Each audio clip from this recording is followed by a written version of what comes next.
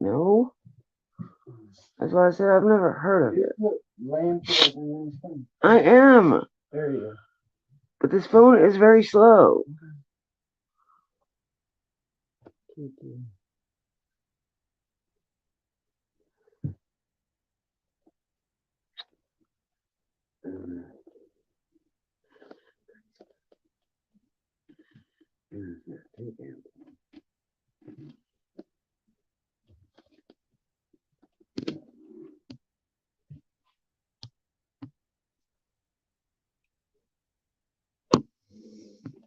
Alright, I put Lemon Springs and it put near me. There it goes. Yeah. Because he said there was one up there. I mean, I don't see why he's got a reason to lie. It's just somewhere to dump shit, you know what I mean? Huh? Good morning, welcome in.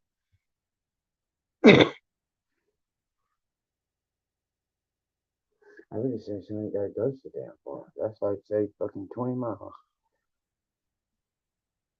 Can't put a railings on dog food and shit. That's a long damn way. Damn, man. I was just holding it. I was just holding it. I hit it twice. That was my second time hitting it.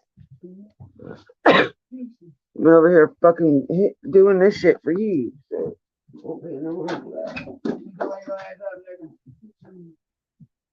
You ain't up. You're in the bed, motherfucker. You're awake. That don't mean you're up. Up means you're off the bed. That's right. Well, can I do that?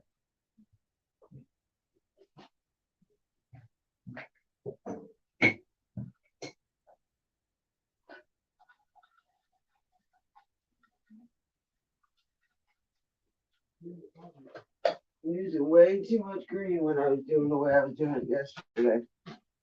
I said I was using way too much yesterday. I used way too much yesterday the way I was doing it.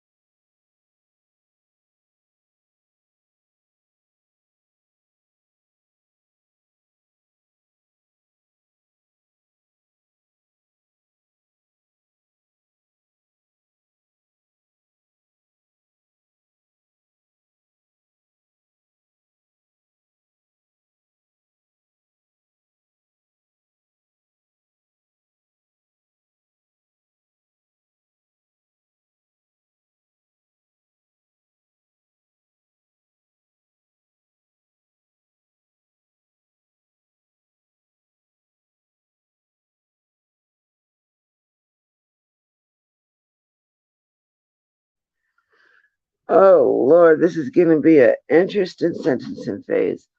You said what? 919-499. 9804, goodbye. 16-year-old Aiden Fucci pled guilty to first-degree murder for the death of 13-year-old Trystan Bailey, stabbed 114 times. Sorry for the Bailey family, my family. A minimum of 40 years to life behind bars. Powerful victim impact statements as friends and family tried to make a motion. The sentencing of Aiden Fucci. Live coverage today on Court TV.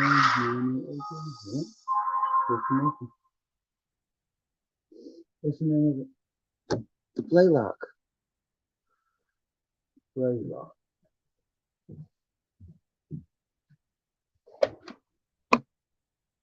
All right, it should be starting in about 40 seconds.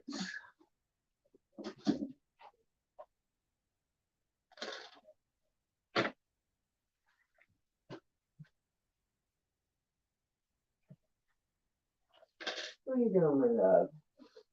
Why are you all wet? Because you came in here trying to fuck with me. Yeah, I'm sure he was there trying to fuck with you. You spray him just to fucking spray him. Tell him, say, motherfucker, that's my room. Get it right. No. Yeah, Right here. that's where he's always slept at.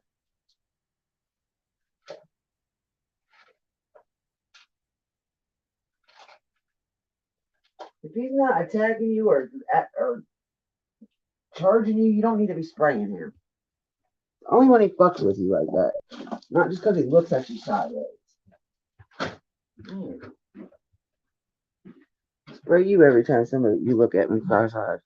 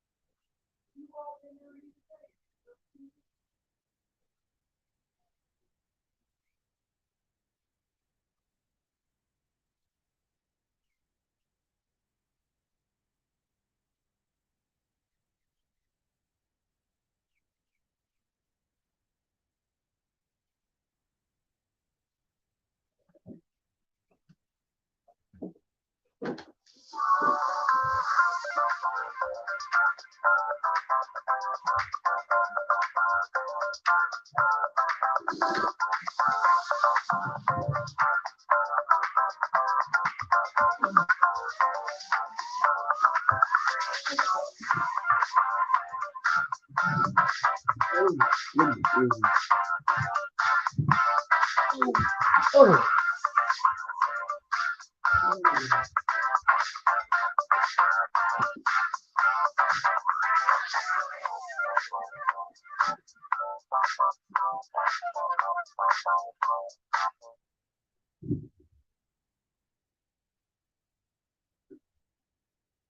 If you're still paying for internet in 2023, you're making a massive mistake. For certain parts of the country, the government just released a new free internet program called the Telecom Emergent Act. If you're seeing this ad right now, there's a good chance you qualify. You qualify for this program if you have lost any amount of income due to what has happened in the last 3 years, or you're on any type of government assistance. They just released a new site where you can enter your information and get an instant answer if you qualify or not. Click the link below to try it out.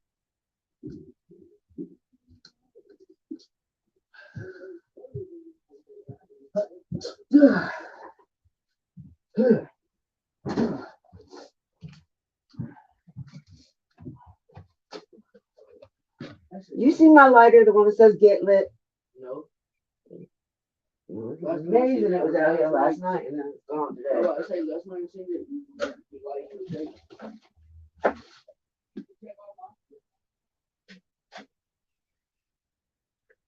Should just walk out the goddamn window. All right, so we are looking at the state seal.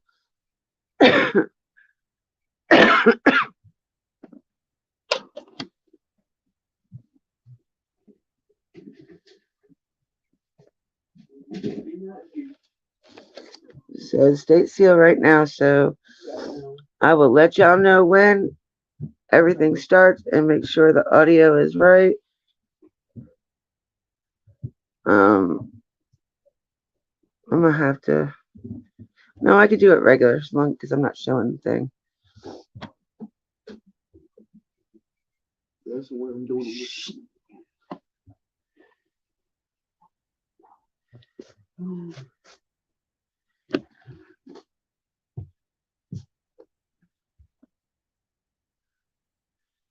All right, so see what's going on. I hope nothing messes up this one. I'm really pissed off that, 5 minutes before, no, not even 5 minutes before trial starts, just as the trial gets ready to start, he goes in there and changes his plea to guilty. Like, so mad. I was all ready for this stupid trial. So let's hope this sentencing phase goes off without a hitch. Hey.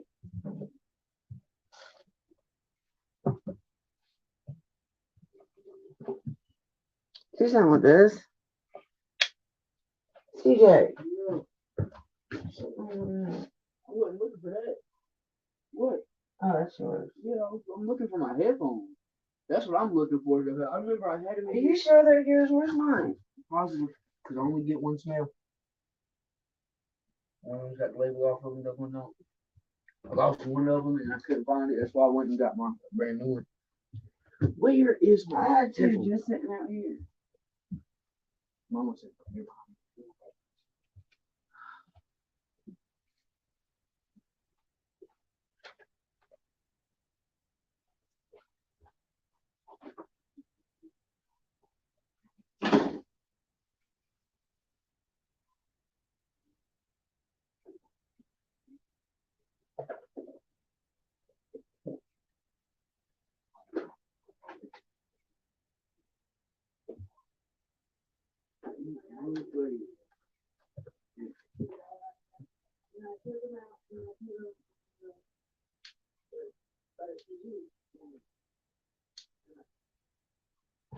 Where did I don't know what happened.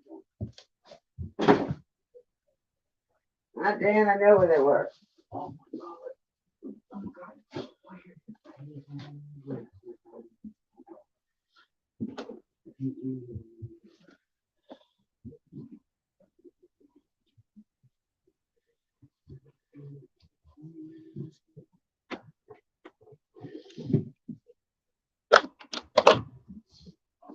Okay.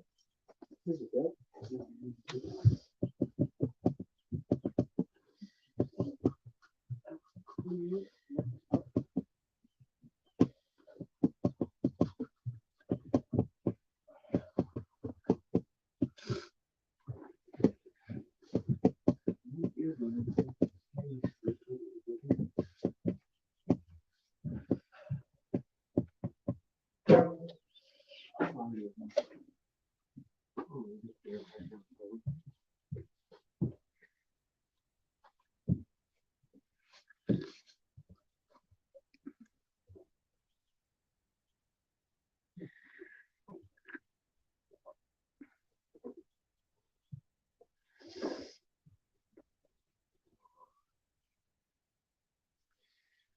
Like I said, no death penalty, but he can get natural born life.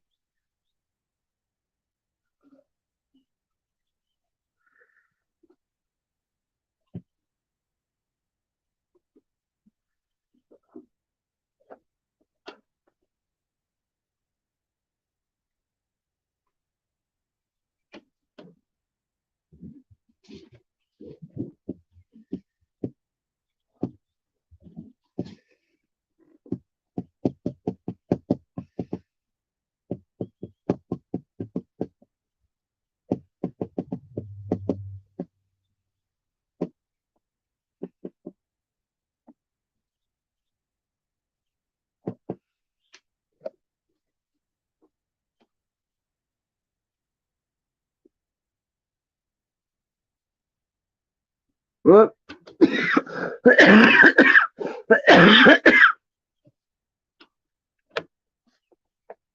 He's and moved it from the seal to the clock, so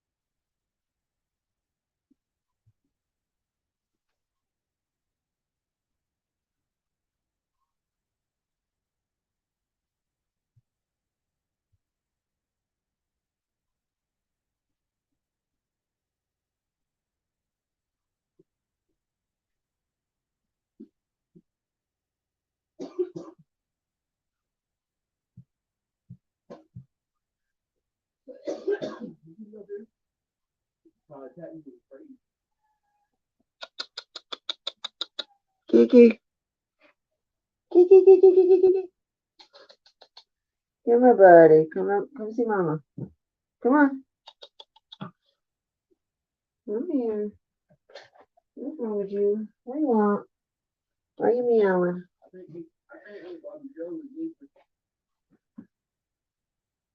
What? No, she's home.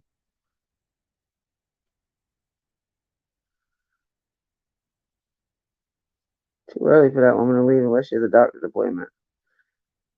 She's probably still.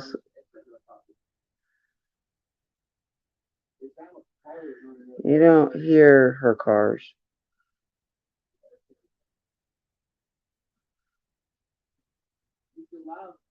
Yes, I'll be live the whole day. I'm streaming a sentencing phase. There ain't nobody in here right now. Waiting for the damn court to start.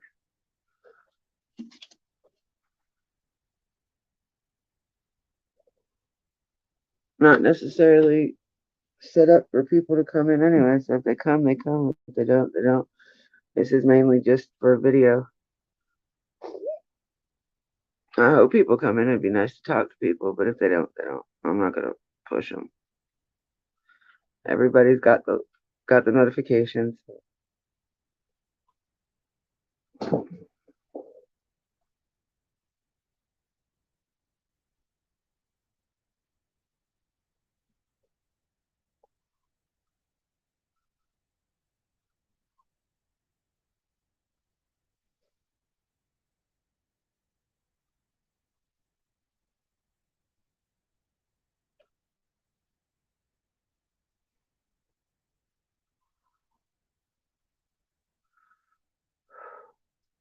Oh my God, we already know he can't. You guys pay attention to what people are writing.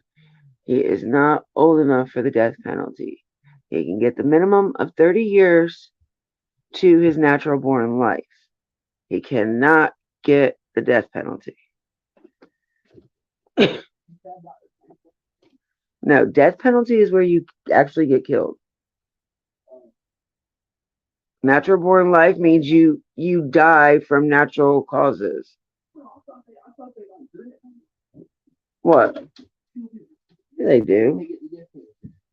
Yeah, they do. I didn't know that. There's some states that got firing squad, the electric chair, and the needle.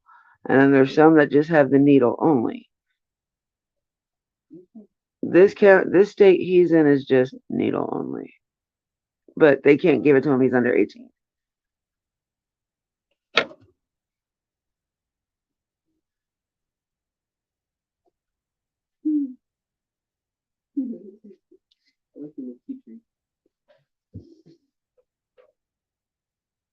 How would you have bought it for me? It suits you well.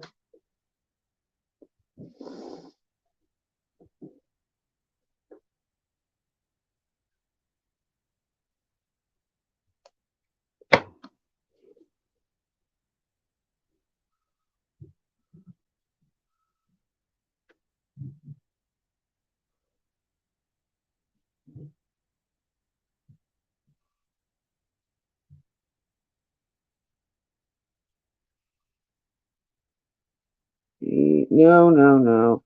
That wasn't him that said that. That was the guy that killed Athena. What was the name of the person? Bobby. Let's see.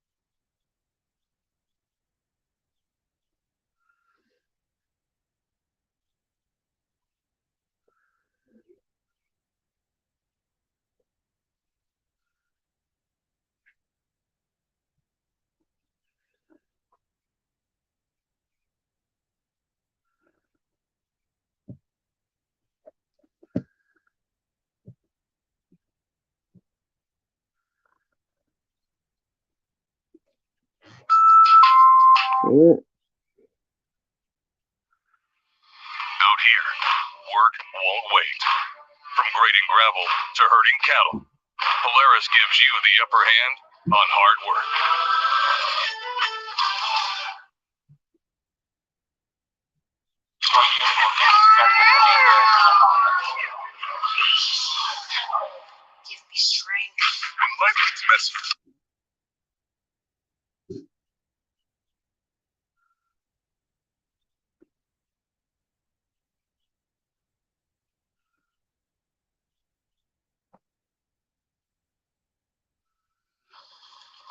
Yay. Good morning,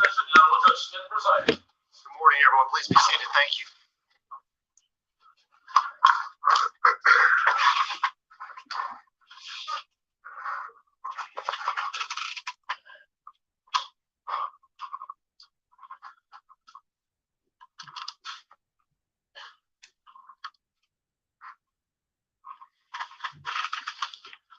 All right, let's go ahead and go on the record. We're here on case 21 CF 825, State of Florida versus Aiden Fucci. Who do I have appearing on behalf of the State of Florida? And on behalf of the defendant? And also Mr. Fucci is also present. You can all be seated. Thank you. All right, Damn, he looks different from last month when the trial was supposed to start. His hair grew out. He should got a haircut. Testimony today, continue it into tomorrow, then recess until Friday, where the court would announce sentence on Friday morning at 9 a.m. First, let's address two matters. We did have both sides received a copy of the pre-sentence investigation as well as the adult sentencing summary form from the Department of Juvenile Justice. All right, are there any objections or exceptions to the, let's start with the pre-sentence investigation from the state, from the defense? Your Honor, I mean, we were going to address any objections on Wednesday morning. I understand the court is asking now if we could just revisit the consent. Okay, have you had a chance to review this? Yes, Your Honor, but there were several other things that we were going to object to in specific.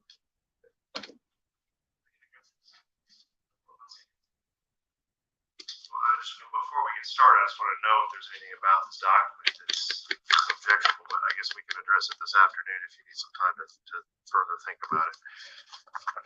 How about the Department of Juvenile Justice report? No objection. Same issue. All right. Okay, any other matters we need to address this morning before we get started from the state? Anything else from the defense before we get started? Before we recess for lunch, yes. Before we recess for lunch? Yes. So anything we need to address right now? Yeah. All right. Okay, do we have witnesses that are ready? Yes, Your Honor. All right, State, you may call your first witness. Deputy Robert Maloney. All right, Robert Maloney.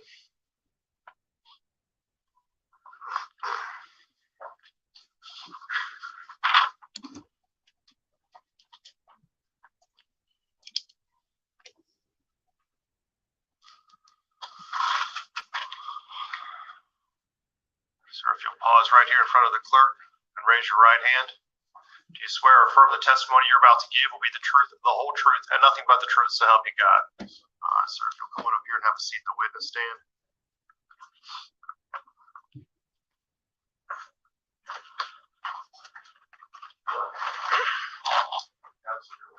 Thank you.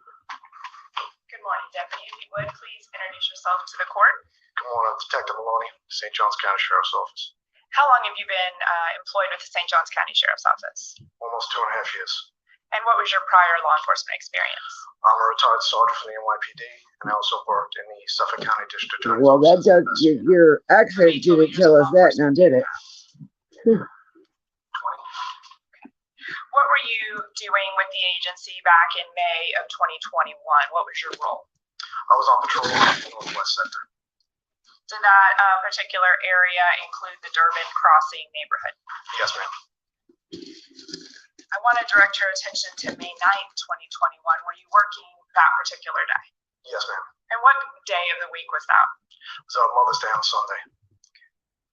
Did you get dispatched to a call referencing missing juvenile that morning? Yes, ma'am. Do you remember what time? May I refer to my notes, Your Honor? Approximately 10:06 in the morning. And where did you respond? 231 Cloister Bean Drive. Who was the complainant or person that called 911 that you met with? Tristan's mother, her name was Stacy.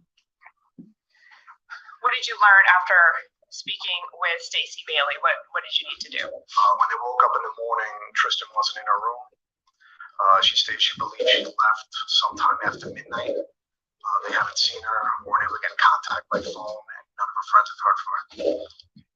And so what did you appear to do upon hearing that information? Well, I checked inside the residence.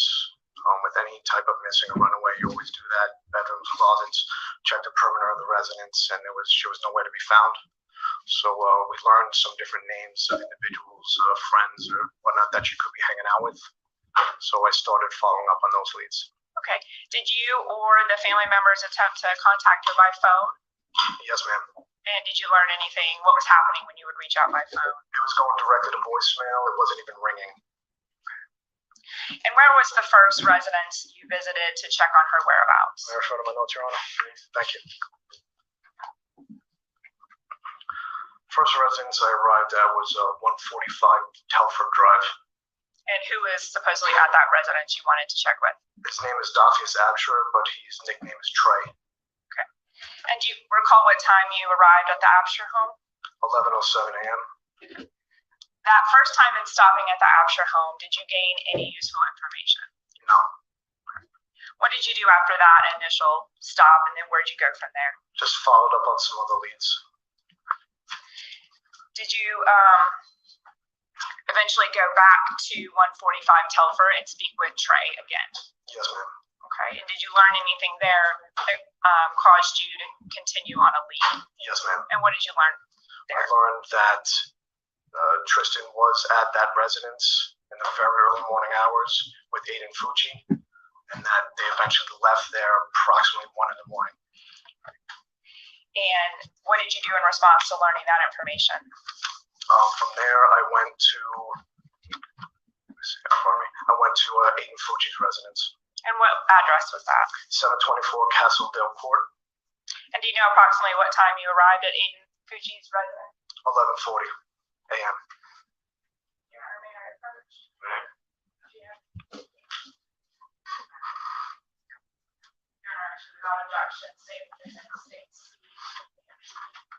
Any objection? Objection. You received state's exhibits 1 and 2. And permission to publish as necessary, or?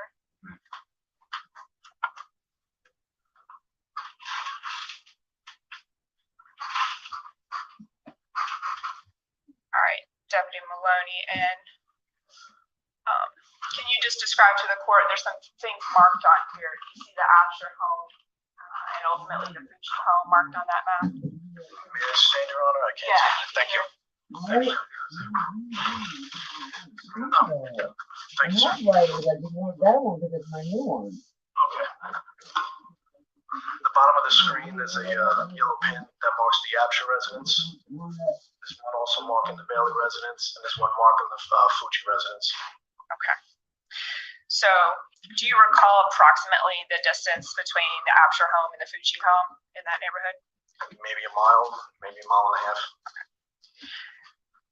When you go to the Fucci residence the first time at approximately 11:40 a.m., what did you see when you arrived, and who did you interact Good morning, Miss The Pam. garage door was open. As I approached the garage Good door, morning, he was OG. standing directly in front of me.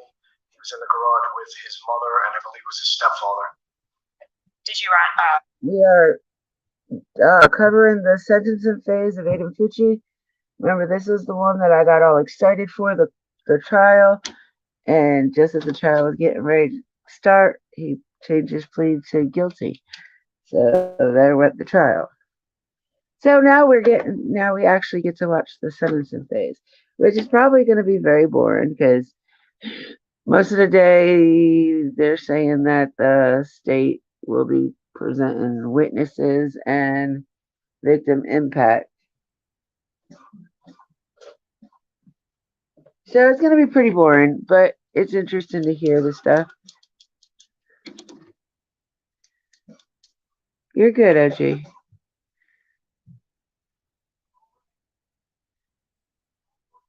All right, well, you have a great day at work, Miss Pam. And yes, I am feeling a little bit better. I still got like a really bad pain in my shoulder blade, collarbone area. But other than that, as long as I don't put myself in a panic or an anxiety attack, my breathing's pretty good. All right, let's get back into the courtroom. speak with them, tell them why you were there? Yes, ma'am. Okay. What did you tell them, and what information did you receive that time from Mr. Fucci? Well, I explained to him that we were investigating where Trystan was. She wasn't home. I told him that I found out that he was at Dafia's Absher Trey's residence. I asked him, where did you guys go? What happened? He stated they left about 1 a.m. from Dafia's residence. He stated that Trystan turned onto Cloister Bay as they passed him walking on North Thurman Parkway. And then he said he went right home. And Cloister Bay would have been the street where her residence was, correct? Yeah, yes, ma'am, just south of North Thurman, Amenity Center. Okay. And did he indicate what time he got home that night, or did you ask that question? Approximately 3:30 a.m. And when he told you that he didn't get home till 3 or 3:30, did you ask any more questions about that? Yes, ma'am. I told him his timeline doesn't match up, so it wouldn't take you roughly 2 hours to get home from that distance. He then stated, this is a verbatim, Your Honor, stated that he walked by himself alone for a while. After that initial encounter in the garage with Aiden and his mother and stepfather, what did you do? I went and followed up on another lead, ma'am. Okay. And did you eventually come back to that Fucci residence? Yes. And you know the timing of the second time you were at that residence? Yes, ma'am. 12:20 in the afternoon. What did you do this time? Well, this time I knocked on the front door of the residence. I believe the garage door was closed. I asked if I could speak to Aiden again, because he was the last one that we know that was with her. So we ended up sitting on the front porch of the residence and just talking. I thought maybe, he texted her and she contacted him. Maybe he thought of something else that could help find out where she was. And when you say we, who was on the front porch at that time? Myself, Aiden Fucci, his stepfather, and I think his uncle or some other relative was out there. And did his mom come out as well at certain points? Possibly, I don't remember now. Okay. When you talked to him on the porch, what information did you learn, if anything, new or different at that time? Nothing different. Okay. And as you're talking to him, do you ask him to do something for you? Yes, ma'am. And what did you ask? I asked if he'd be willing to take a ride in my patrol car with me to drive along the path that he stated he walked with Trystan. This way I could look for traffic cameras on houses, anything that would help. Possibly, we can view a camera and say, this car picked her up or whatnot. And did he agree to do that? Yes, ma'am. And did his stepfather or a parent know that that was happening and agree with that? Yes, ma'am. I asked his stepfather if that would be okay. He said yes, and he also stated, can I follow in my golf cart? I said, that's no problem at all. Okay. And did the stepfather, in fact, do that? Yes. And so now you have Aiden Fucci in your car, and you're taking him on this path. I'm going to show a different map. You see for the record.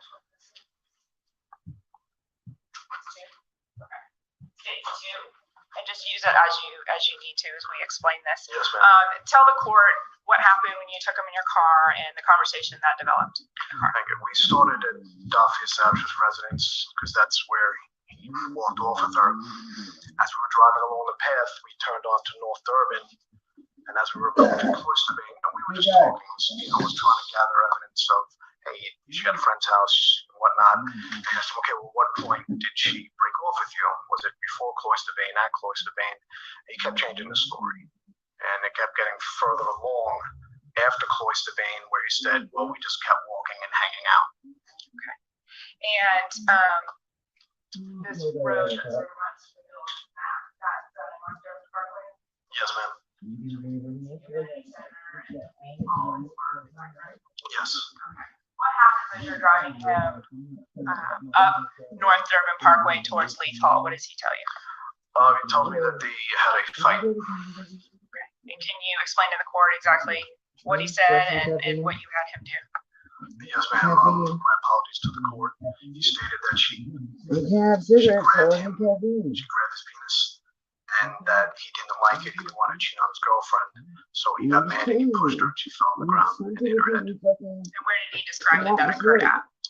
Lethal Drive. And what did you do when he told you that? I asked him if he could show me. He said yes. So I turned my vehicle around. I did a 3-point turn.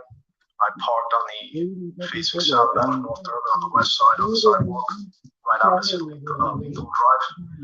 We got out of my vehicle, walked over to where the sidewalk is, the sidewalk and some bushes, and I asked him to demonstrate what happened. Did he do that? Yes, ma'am. And was his stepfather in the vicinity, and other members of his family, I believe, arrived about that time? Yes.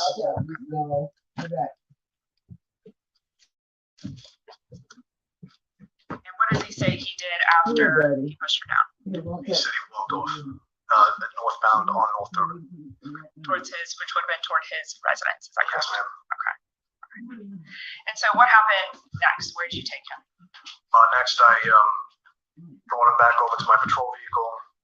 At this time, I took all his belongings away and I placed him uncuffed into the rear of my patrol vehicle because now I felt it's in custody. He's not allowed to leave. And did you kind of advise your supervisors of what he had said and the change in that story at that point? Yes, ma'am, I did. And so where did you go with him at that point? What happens? I brought him to the parking lot of the North Urban Amenities Center. That's where a lot of the sheriff's office was staging in regards to trying to find her. And do you sit with him in your car for a period of time? Yes. Do you remember approximately how long you stayed there with him that day? I was with him from, when I picked him up originally, but at the Amenities Center, I arrived at 2:12 in the afternoon. I don't remember the exact time custody of him was transferred over to someone else to bring him down to CID. That was in the evening. In the evening, okay. And did anything occur with him in the vehicle with you? Yes, at one point, I'm typing my notes, my report, and I felt the back of the seat get kicked. And I turned around to see what was going on. Aiden was crying, and he said, "Can I refer to my notes again, Your Honor?" "Thank you, sir." And he stated, "I'm going to get arrested," pardon my cursing, "I'm going to get arrested for bullshit." I didn't ask him any questions. I just stated, if you didn't do anything wrong, you have nothing to worry about. And so you stated at some point later that evening he was transported to the sheriff's office here, Criminal Investigations Bureau? Yes, ma'am. Okay, and that was by another deputy? Yes, ma'am. During your interactions with Aiden Fucci that day, did he have any problems understanding your questions and communicating with you? No. Okay. Did you have any concerns he was under the influence and that you shouldn't be asking him any questions? No. Did you have any more involvement after you turned over custody to him and went home that day? No. No further questions, Your Honor.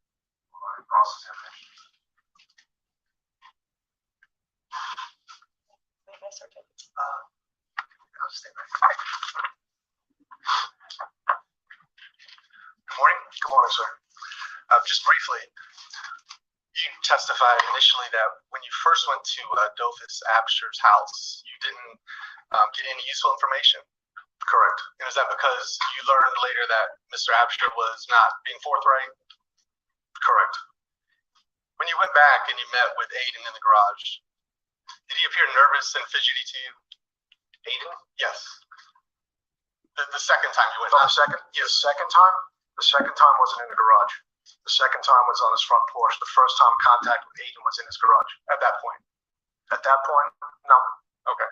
Would you say he was nervous and fidgety on the front porch and answering your questions? No, not at all. No.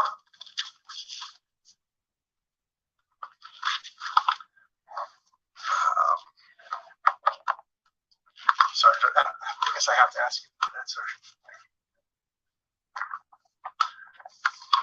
So I was not on this case when you did a deposition, but do you remember doing a deposition in the case? Yes, sir. Okay.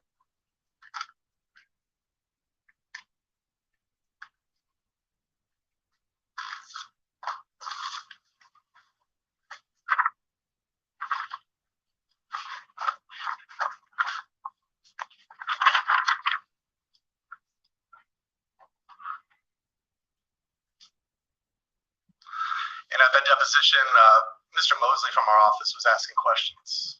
Okay, okay. And of course, you remember in the deposition, you swear to tell the truth and you answered all the questions appropriately. So I'm going to ask you to review a deposition for the state. I'm just looking at page 8.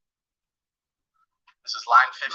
Do you have your deposition in front of you? Yes, sir. What page? Okay. Oh, I'm sorry, page 8. And then line 15 is what I'm looking at. And basically, if you could just review 15 through 22. Question, was this initial contact that you making with Aiden, did you record this? No, sir. What was demeanor like? Nervous? What made you seem nervous to you? He kept fidgeting, kept looking around, kept putting his hands in and out of his pockets. Thank you. Yeah, I was just asking if, that was my question, did he appear nervous or fidgety to you? Well, during the deposition, it was a lot sooner after the encounter than it is today. Oh, are you saying your memory is a little different? Just for the nervousness. Fair enough, okay. Those are my questions, Judge. Thank you. Anything else from the state? May this witness be excused. All right, sir. Thank you very much. You're free to go.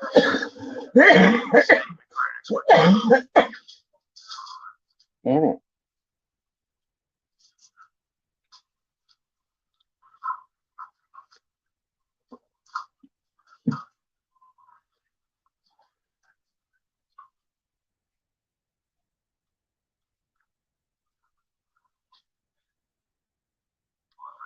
Right hand. Do you swear or affirm the testimony you're about to give will be the truth, the whole truth, and nothing but the truth, so help you God? All right, you can come on up here and have a seat in the witness stand.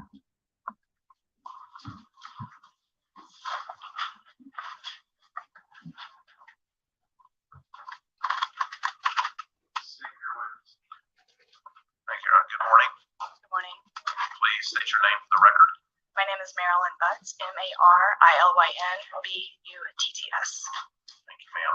How are you employed, ma'am? I'm a crime scene technician for the St. Johns County Sheriff's Office Forensics Unit. And how long have you been employed in that capacity with St. John's? 7 years. And do you have any prior experience, I feel? I do. I was a crime scene technician for Louisville Metro Police Department in Louisville, Kentucky for 9 years and employed with the PD since 2002 prior to that. Were you working with the St. Johns County Sheriff's Office as a crime scene technician in May of 2021? I was. And specifically on May the 9th of that year, did you become involved in an investigation in what started out to be the disappearance of a girl by the name of Trystan Bailey, but was later learned to be a homicide? Yes. At what point in that investigation did you become involved? Approximately 4:58 p.m. on May 9th, I was notified by my supervisor, Jennifer Ferraro, that I needed to respond at 750 North Durbin Parkway. At that particular point in time, did you sort of have an idea of what your role might be right then? I had a general idea. I became more aware once I arrived on scene. And what happened when you arrived on scene? Upon arriving on scene, my captain, Ryan Smith, called me on the telephone and immediately requested me to respond to 601 Saddlestone Drive, excuse me. Okay. And you said, and what time was that? 6:09, did you say?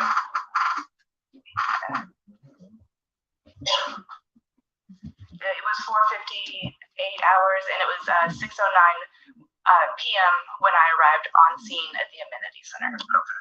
And that's when you spoke with Captain Smith, and he asked you to respond to Saddlestone. Correct.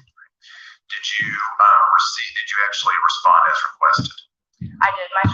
Myself and Supervisor Ferraro, we were riding together, and we both responded there. And what was located at 601 Saddlestone Road? Upon arrival about 6:15 p.m., Captain Smith advised that a deceased female had been located in a wooded area southeast of 601 Saddlestone Drive. Okay. And this particular area, was this a residential area, a commercial area? What? It was a residential area, and it was the end of a cul-de-sac.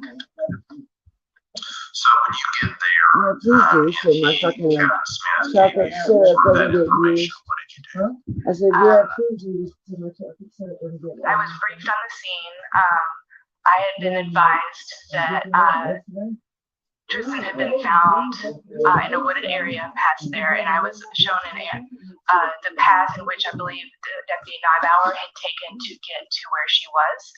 I documented the scene with photography, moved into the pathway and over two fences, and down the the side of the retention pond to get to where she was located. Okay. And you indicated that throughout this process, when you get on a scene, you're kind of told basically what was found, where she was located. From that point forward, you're documenting this particular area, and you continue that through processing the scene where Trystan Bailey was found. May I approach the witness, Your Honor?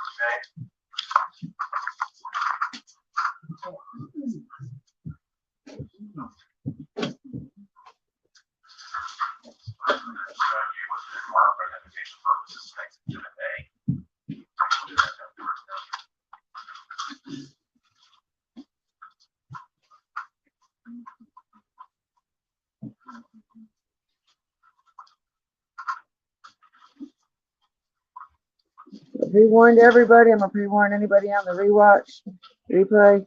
This is gonna be a very boring sentencing phase, but we might get some more details, and we might get a little bit more of what we wanted. We don't have, so.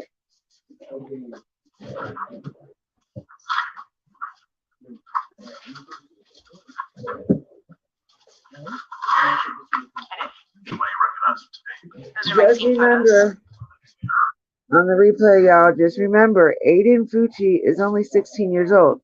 So therefore, it makes him ineligible for the death penalty. But he is looking at the minimum of 40 years to natural born life without parole.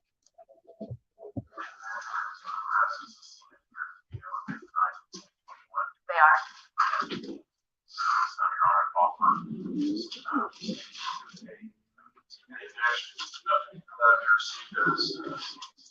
Three is a composite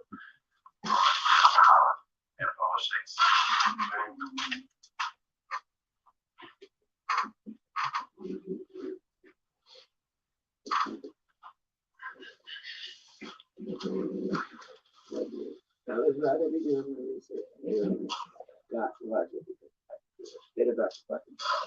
Just by the time I'm showing you stage 3A here, can you some kind of placard here? Can you kind of just describe what we see in this photograph here? It's my photo placard for the beginning of my photographs with the date, the case number, my name and ID number, and the location in which I photographed. Moving to stage 3B.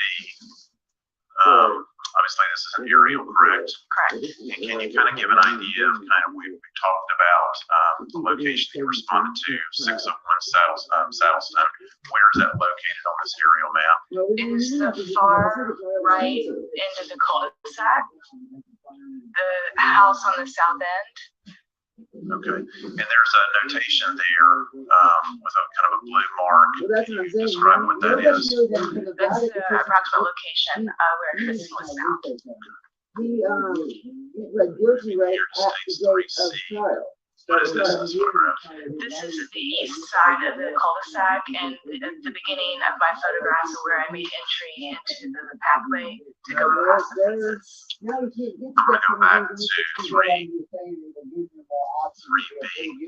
And can you kind of describe, using this aerial map, and there's a screen right beside you that may be helpful to do this. Can you kind of describe where did you go when you got there, and after Captain Smith basically told you what was found?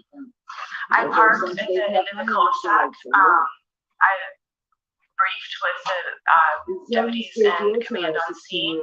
I then met with Detective Ramos, who had a drone that he deployed over the area. And once he saw a clearing and it appeared to be a body there, he showed me a visual, so I knew approximately where I was going. Can you take the aerial map and show us where you went? His mom's going up next because she did what was it called? Tampered with evidence. She took all his bloody clothes and shit and asked him. So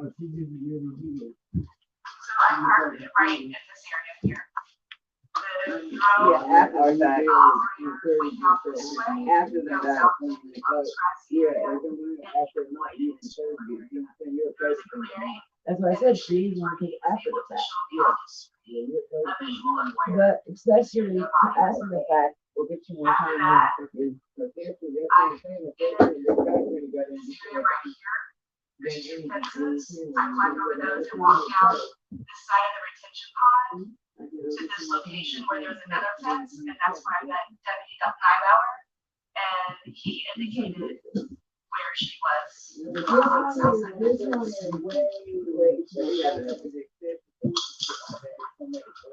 yeah, he's really tough.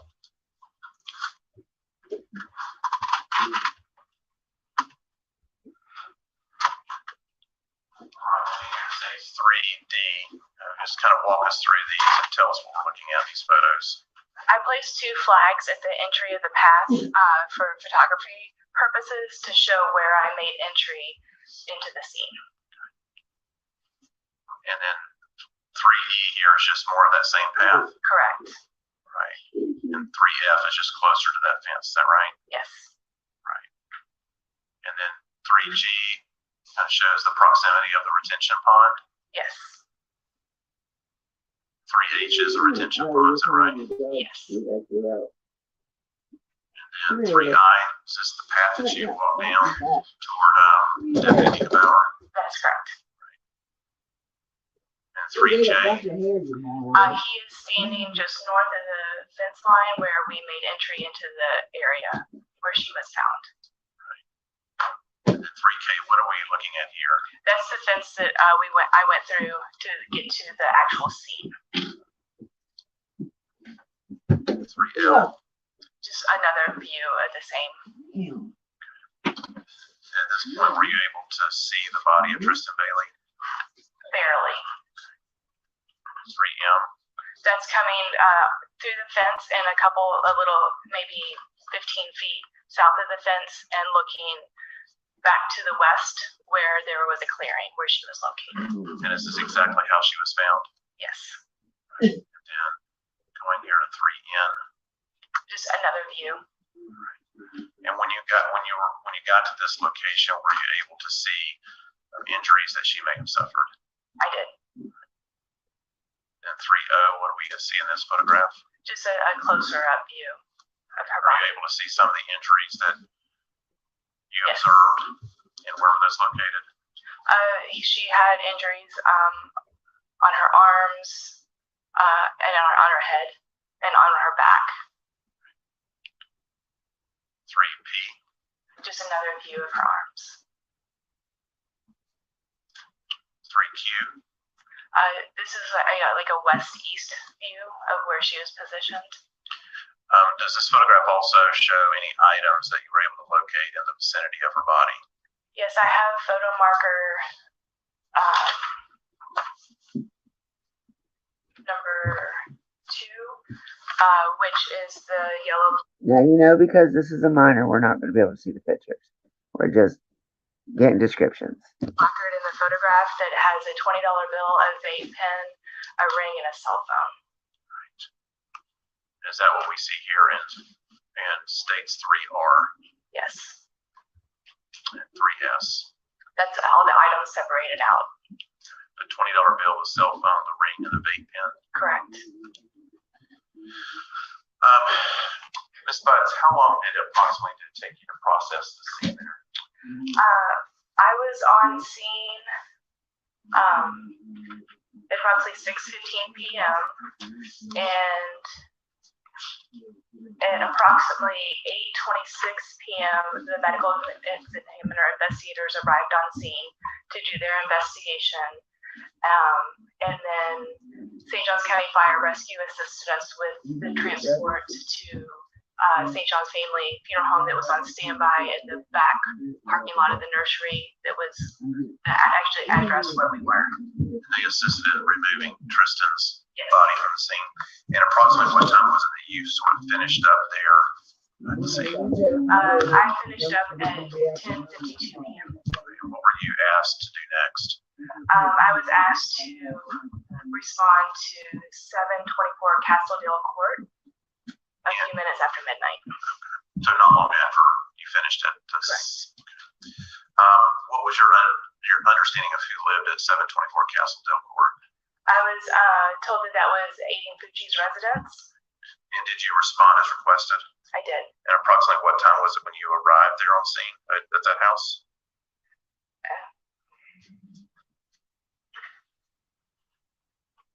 It was a little after midnight. Can you kind of describe the residence as it first appeared to you when you got there?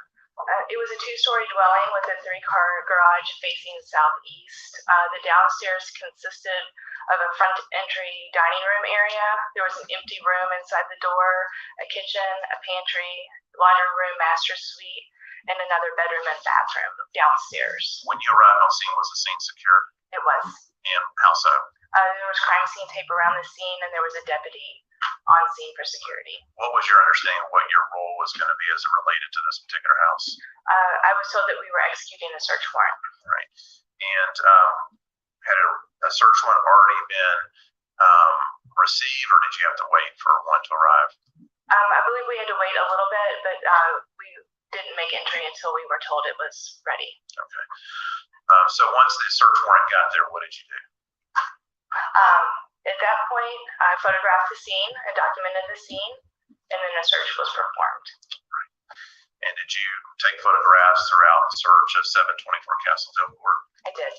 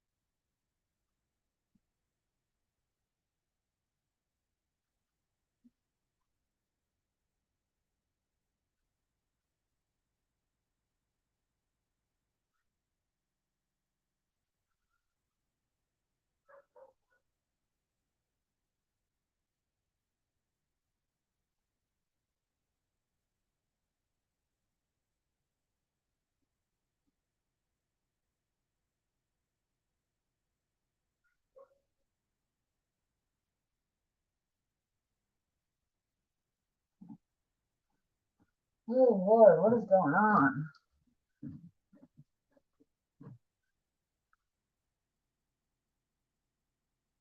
Well, right now, I guess I just got it quiet turn the volume down or something. It might be sidebar. But the camera's just on Aiden. It's not frozen or nothing. You can see his eyes flickering. Boy, you should have got your hair cut. You could have had them bring you in some nice clothes for this.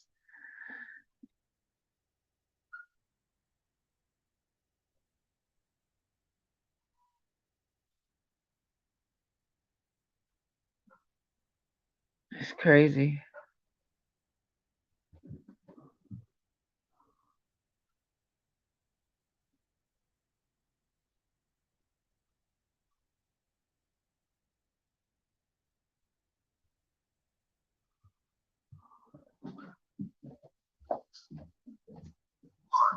What was previously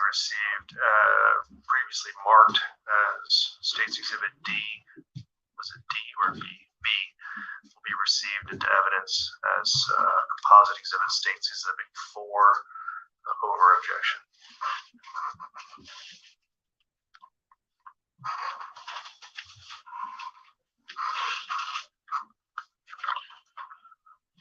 May I publish State's 4, Your Honor? Right. So I'm going to go to States 4A. Again, we see another placard here. Can you just describe what this is? That's my photo placard for the search warrant for May 10th, 2021 with the case number, my name and ID number, and the location, the address of the search warrant. And moving here to 4B, this is just a front photograph of the home that's on the 24 Castledale. Yes. Now, what I want to ask you here is you then kind of gave a brief description of what some of the interior of the house looked like, and we're going to see some photographs here. Was there a particular room in this particular house where evidence was found? And if so, where was that bedroom located? Yes, the upstairs portion of the residence contained a bonus room, 4 bedrooms, 2 bathrooms, and a common area that was at the top of the steps. And we concentrated most of the part in the northwest bedroom upstairs. That would have been the bedroom of Aiden Fucci. Yes. All right, so going here to States 4C, what area of the home is this? That's the front entry. You can see stairs here leading up to the second floor, is that correct? Correct. Right. Then States 4D, what area of the home is this? That's the upstairs, like, common area, and the door with the stickers on it is the northwest bedroom. Aiden Fucci's bedroom? Yes. Right. And then 4E is just a close-up of that same door, correct? Correct. Right. Go to 4F, what do we see here? It's a photograph with the door open. Right. In the next series of photographs, kind of what are you doing in those? I'm doing overall photographs of the bedroom. Right. Here, 4G. The desk area. 4H. Just from the door to the corner showing the bed. 4I. And then straight down the other wall. So you basically just kind of pan the room, is that correct? And 4J, what do we see here? That's just an overall from the opposite corner showing the closet. And was that closet searched? Yes. Let me back up a little bit. Were you doing this by yourself? Did you have help with you? I had Sergeant David Garnes and detectives James Giminaro, Jesse Howell, John Newman, and Kermit Kidder. And sort of what was everybody's roles in the search of the home? I've documented the house with photography, and as they were finding items of relevance, they would call my name, and I would come and do an overall mid-range and close-up of the item located. And so these detectives that you mentioned that were assisting you, were they also assisting you in helping search this particular bedroom that belonged to Aiden Fucci? Yes. Right. And was your attention brought to some items that were located inside the closet? It was. Right. And here at 4K, what do we see here once the closet is open? A dresser that was inside of the closet. Right. Going here to 4L, what do we see here? The middle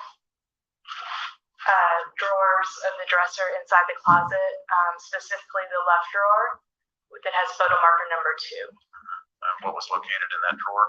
That was a black Buck brand sheath that was empty inside of that drawer. And then from 4M, it's just a close-up of that sheath that was found. Yes, And was that collected and placed in evidence? it was. Going to 4N, what is this? That's another photograph of the dresser where the items on the right side of the dresser between the dresser and the wall were removed. And 4O. Photo marker number 3, where items of evidence were located at the bottom. And what of particular interest was located in this area? It was one pair of white Nike brand high top athletic shoes with possible blood. And I'm going to go to 4P. Are those the shoes that you referred to? yes, And were they removed from that location? yes. All right, and then going to states 4Q and R. What are? Those are Sorry. I know, but I'm saying her just overalls of the shoes. They need help And you getting it indicated clean. that there was substance found on these shoes. Yes, Alright, And what did it appear to be? alright, possible blood. there we go. And were those? You said the shoes were wet. Yes, And were those Oh, shoes collected and God, placed puppies, in puppies, evidence? puppies. And were they More sent, puppies. later sent to FTLE for analysis? yes. Photograph 4S. What do we see in this photograph? That is a white t-shirt that was located underneath the dresser when the dresser was removed from the closet. And that was brought to your attention and you took photographs of it. Yes, Was there anything unusual about this white t-shirt that was found behind that dresser? it had possible blood on it also. And is that seen in this photograph? Yes, Right. And then photograph 4T. just a close-up of the bottom portion of the t-shirt. And was this shirt also sent to FTLE for analysis? Yes, Move to 4U. What do we see in this photograph? it's a pair of blue jeans. And where were those blue jeans found? Those were in a laundry basket in that room. And was there anything unusual about these particular pair of blue jeans? They appeared damp, and then when I got them back to the office, you could see possible blood. So they were collected and placed in evidence? Yes, And were they sent to FTLE for analysis? yes. Moving here to 4V.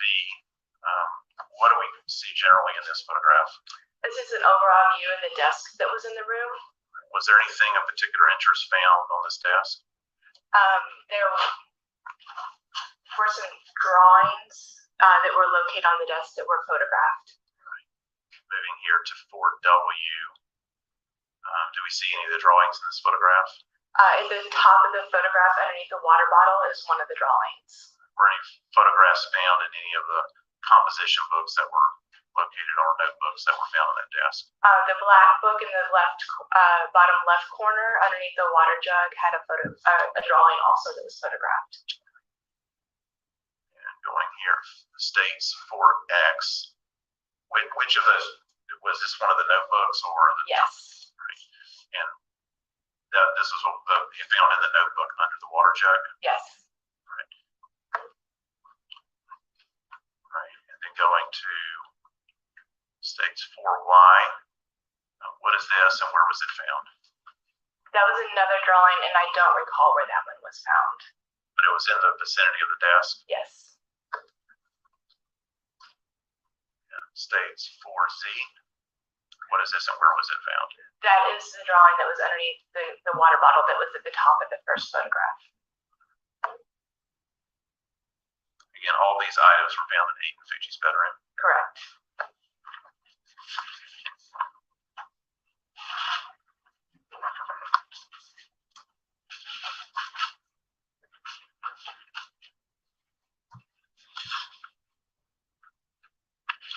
Did you also attend the autopsy of Trystan Bailey? I did. And what was your general role during the performance of the autopsy? I photographed the autopsy and also collected evidence. Did you, as a part of that process, did you collect DNA standards from Trystan Bailey? I I did. Okay, and that would have been buccal swabs, things that in a blood standard that could identify her DNA.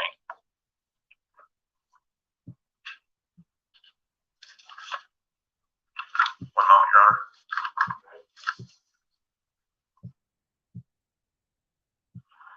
Was there anything found within Trystan's body that you collected in evidence that was later sent to FDLE? Yes. I was advised that Dr. Bulick had located a possible metal fragment in her scalp. Okay, and did you obtain that from the medical examiner's office and send that to FDLE for analysis? I did. Thank you, Your Honor. Nothing further. Cross-examination.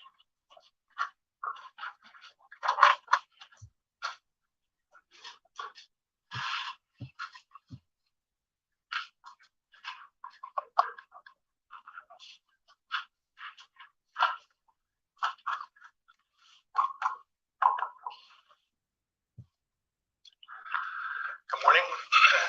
And I'm just going to start at the beginning where the state started, which takes us back to the scene. Okay.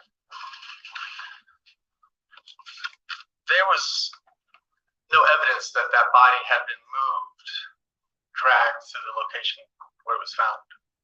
I did not see anything. Okay. And the pictures that you took are how you first observed the body? Correct. So it wasn't covered in the palmettos that were available, wasn't covered in anything? No, it was exactly how when I arrived on scene. Not buried, not covered in dirt, just like we saw in the picture. Yes. The items in the composite of photos is letter S, and it was the items that were found next to her or in her vicinity, the vape pen, the money. The picture that we saw, that's you putting them together. That's not where they were found on the scene. No, that's exactly where they were found on scene. I understand. The photograph where they were separated out, I did. That's what my question is. Okay.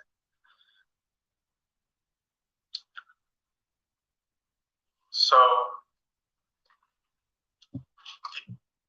the pictures, letters X, Y, and Z that you recovered from his bedroom. I just want to kind of skip ahead to that. Those three pictures the last three pictures we showed. The drawings? Yes. Okay. Some of those were on the table. Some of them were inside of a journal. All of them were on the desk, whether they were one was in a journal, I do believe, that was shown when it was on the back portion of the journal, and the others were on the desk. Were there other pictures in that journal besides that one? No, I would have photographed anything that was in there. Okay. The white T-shirt that was found under the dresser. Yes. That T-shirt wasn't wet, was it? It didn't appear to be wet, no. Okay. And you don't know when that T-shirt was put under that dresser? No. And while you testified there was possibly blood on it, was it ever returned from FDLE with the presence of blood on it? Hello, Iris. Welcome in. Yes, it was tested for blood. Okay. It gave a chemical indication for the presence of blood. Okay. My question, I guess, is you don't know when it was put under there, underneath the dresser. No. Okay. So while the shoes were wet and the jeans you testified were wet, the shirt wasn't. It didn't appear to be, no. Okay. The jeans were just recovered inside a laundry basket. Yes. Okay. And as far as the drawings go, you don't have any personal knowledge as to who created those drawings, do you? I do not.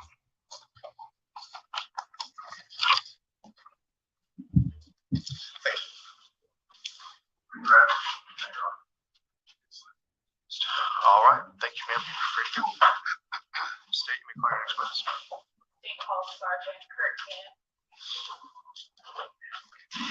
2 witnesses down now. Oh, goodness.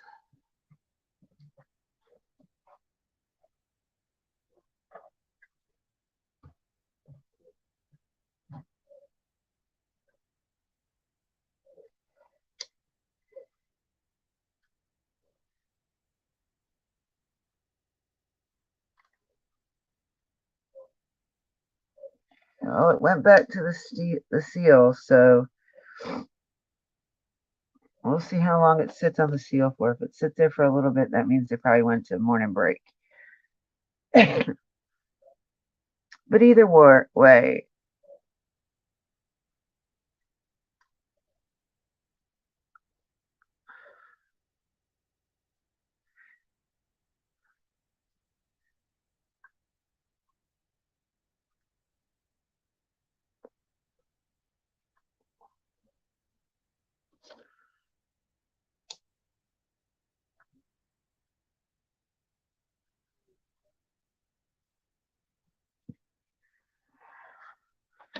I'm waiting to see. It's still on the seal, so. Oh my goodness. What I might do is end it and then just come back to it after lunchtime because it's not like I'm going to miss anything. I know exactly where I am.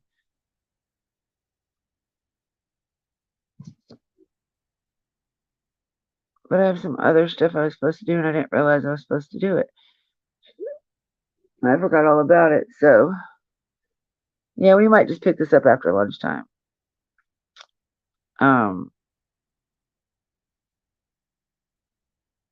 We'll come back to it. Because it's still on the seal. I don't know what's going on there. Maybe they're having an issue with the witness.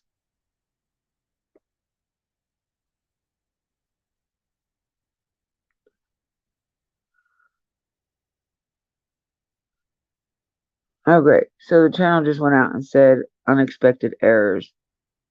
Check back later. Okay. Well, there went that one. So, and I don't have permission to do it from anybody else. All right. That's great, Iris. Thank you. I appreciate it. Right now, I don't know what's going on because the channel I was watching went down. So I might just end this and then start it back up after lunch and continue. Because it's a sentencing phase, it doesn't really, there's nothing that we're going to miss that we can actually miss that's going to be good. It's mainly witnesses and victim impact statements. And the victim impact statements is the part I don't like. But I'm still going to stream it, maybe. I just want to know what his sentence is. I want to know what they're going to give him. But we'll find out. So I'm going to go ahead and end it here, and I will start back around 12:30ish, 1 o'clock.